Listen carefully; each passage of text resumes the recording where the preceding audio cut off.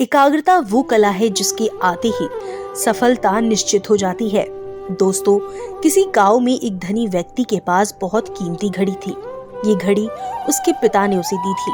पिता की मृत्यु के बाद धनी व्यक्ति उस घड़ी को बहुत संभाल कर रखता था, लेकिन एक दिन उससे घर में घड़ी कहीं खो गई। बहुत खोजने के बाद भी उसे घड़ी दिखाई नहीं दी। धनी व्यक्ति निराश हो गया। वो घर के बाहर आकर बैठ गया। बाहर गांव के कई बच्चे खेल रहे थे। धनी व्यक्ति ने सोचा कि बच्चों से बोल देता हूँ, इतने बच्चे ढूंढेंगे तो किसी ना किसी को तो घड़ी मिल ही जाएगी। धनी सेठ ने बच्चों को बुलाया और बोला कि मेरी घड़ी घर में कहीं खो गई है। तुम लोगों में से जो भी उस घड़ी को खोज कर लाएगा, मैं उसे बड़ा इनाम दूंगा।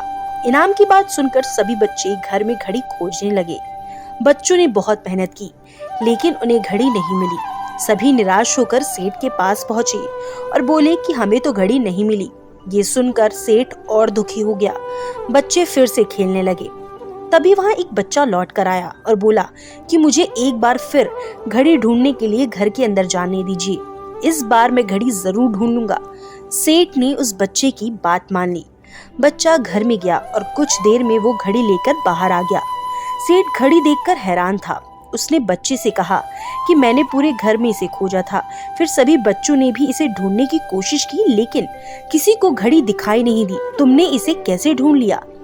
लड़के ने कहा कि मैं घर के अंदर गया और एक जगह चुपचाप खड़ा हो गया। इसके बाद मैंने ध्यान से सुनने की कोशिश की।